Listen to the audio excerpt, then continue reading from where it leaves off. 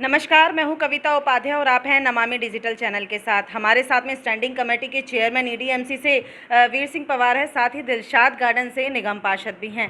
Sir Dilshad garden में अभी हाल ही में आपके विधायक आपके द्वारा आए, राजेंद्र पाल गौतम जी से नमामि डिजिटल की बात हुई। उन्होंने एक सवाल साक्षात आपके ऊपर दाग दिया कि काम वो करते हैं और नेम प्लेट लगाने आप चले जाते हैं। क्या स्पष्टीकरण देंगे? हाँ, बहुत बढ़िया, उन्होंने अच्छी बात बोली है। हमारे विधायक हैं, सम्मानित मंत्री हैं, मैं उनका मेरे मित्र भी हैं। वर्षों से इन्हीं गलियों में साथ रहे, हम हमारे साथ थे और मैं उनकी किसी बात का बुरा नहीं मानता हूँ।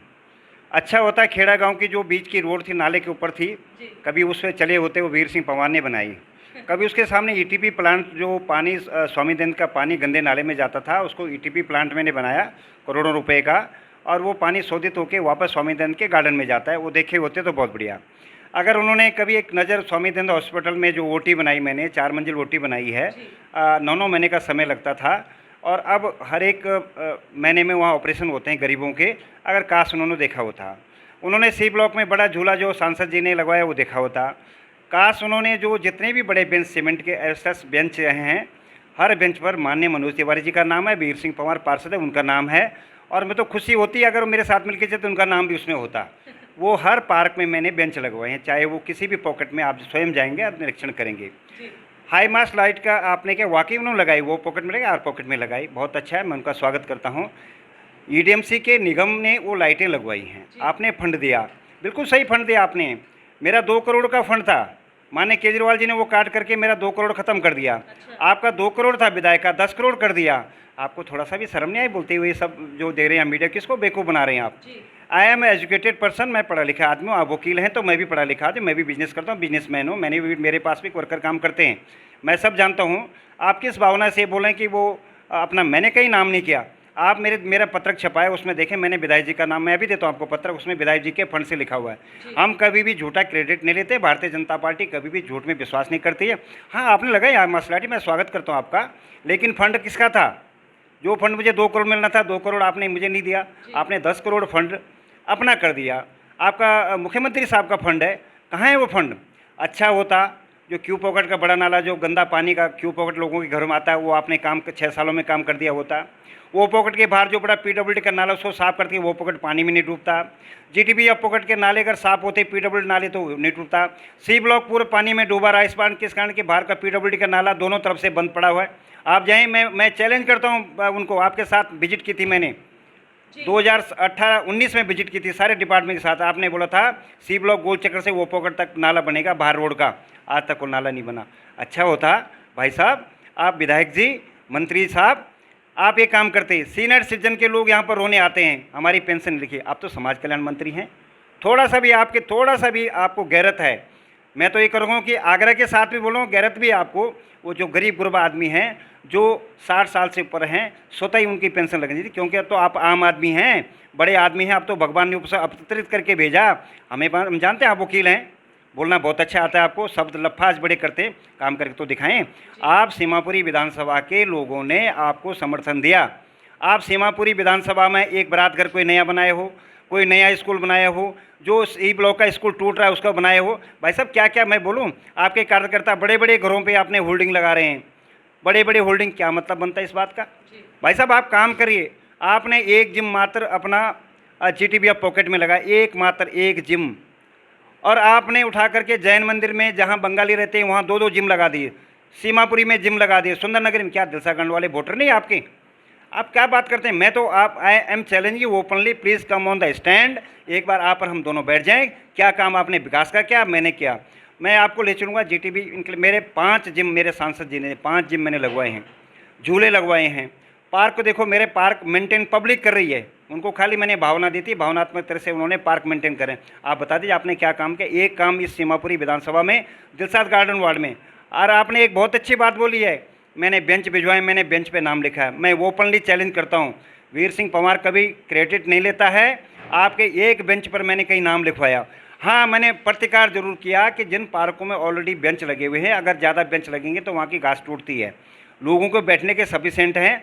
जो काम आपने करना वो काम आप नहीं कर रहे हैं। सस्ती लोकप्रियता के लिए आप बेंच ले, बेंच भी टूटी हुई बेंच है, जंग लगी हुई बेंच है, कितना भ्रष्टाचार उसमें हुआ होगा ये तो आप स्वयं जाके उसका वो करेंगे।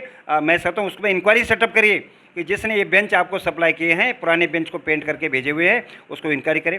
और मैं तो आग्रह करूंगा, विनती करूंगा आपसे, एक बार मीडिया के सामने आप भी बैठ जाएं, मैं भी बैठ जाएं, क्योंकि आपके पास तो दिल्ली सरकार 65,000 करोड़ बजट है, हमारा तो 6 या 7 हज़ार का बजट है ईडीएमसी का, और हम सुबह से शाम तक कितने काम करते हैं, इसलिए दोषारोपण न लगाएं। हमने कभी भी आपके अगेंस्ट नहीं बोला, लेकिन जब मैंने आपकी वीडियो देखी, मुझे बहुत दुख हुआ कि 4.5 साल में आपने मेरे अगेंस्ट इस तरह से बात रखी है। और मैं चैलेंज करता हूं, एक दिन हम बैठ करके मीडिया सामने रहेगा और अपने विकास की बातें जनता के सामने, let the public should decide.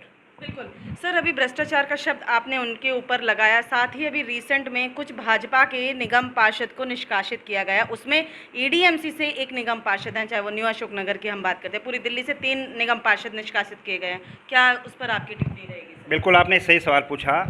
Bharatiya Janata party zero tolerance पे चल रही है जी। मैं स्टैंडिंग कमेटी का चेयरमैन हूँ। स्ट्रिक्टली हमने बोला हुआ है कि जो महिला पार्षद हैं वो महिला पार्षद ही अपने क्षेत्र का काम देखेंगे, उनका पति, उनका ससुर, उनका देवर कोई काम नहीं देखेगा।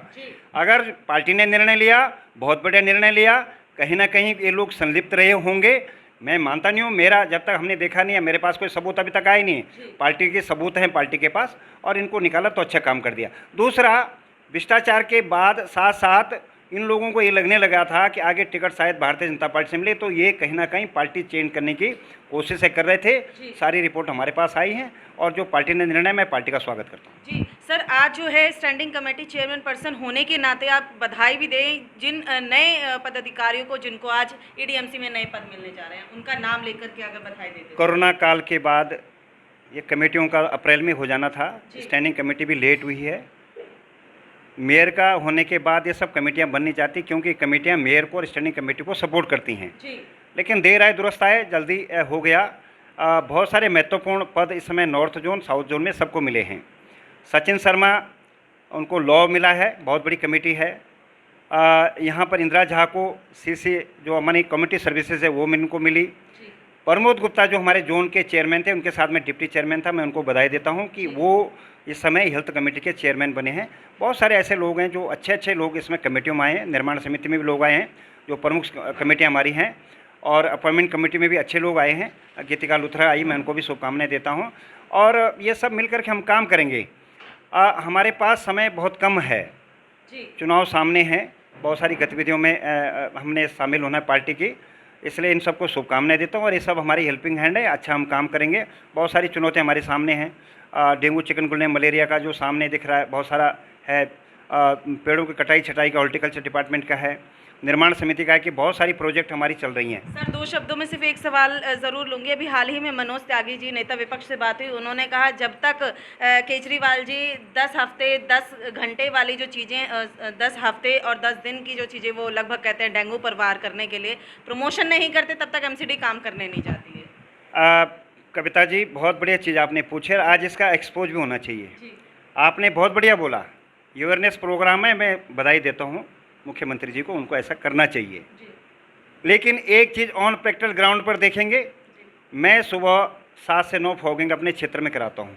साथ में जो लोग पानी रख लेते हैं और 4-4 दिन के पानी, उनके कूलरों में पानी, जहाँ डेंगू के मच्छर और ये सब चिकनगुनिया के पलते हैं, कई जगह मैंने स्वयं देखा है कि लोग लापरवाह हैं। तो गमला हिलाने से कुछ नहीं होगा। अगर सचमुच में अगर केजरीवाल जी कुछ करते हैं, हमने 781 कर्मचारी जो डीबीसी कर्मचारी हैं स्टैंडिंग कमेटी ने और हमारे हाउस ने पास करके आपको भेजा हुआ है। आप इनको परमानेंट करें, ये सालों 20-20 साल इनको हो गए हैं। आप इनको पक्का करें, क्योंकि पक्का करने अथॉरिटी आपकी है। और इनको पक्का करने के बाद तब आप स्वयं बोल सकते हैं कि डेंगू चिकनगुनिया पर मैंने विजय पाई, क्योंकि जो लोग 12,000 पे काम कर रहे हैं उनके परिवार कैसे चल रहे होंगे। रहा सवाल, ये वो ठीक है, उनका कैंपेन बढ़िया है, टीवी पे है, लेकिन ऑन ग्राउंड पर आम आदमी पार्टी की सरकार, उनके विधायक क्या करें डेंगू चिकनगुनिया रोकने के, आप भी देख रहे हैं। जी, कुल मिलाकर के स्टैंडिंग कमेटी चेयरमैन ने बहुत सारी बातें अपने आप सभी के सामने रखी हैं, और आपसे एक ही बात कहूँगी कि आने वाले जो टाइम है उसमें इलेक्शन का टाइम है। आपको हर एक व्यक्ति की बातों को सुनना है, परखना है, समझना है, क्योंकि वोट देने हम सबको जाना है। देखते रहिए नमामि डिजिटल।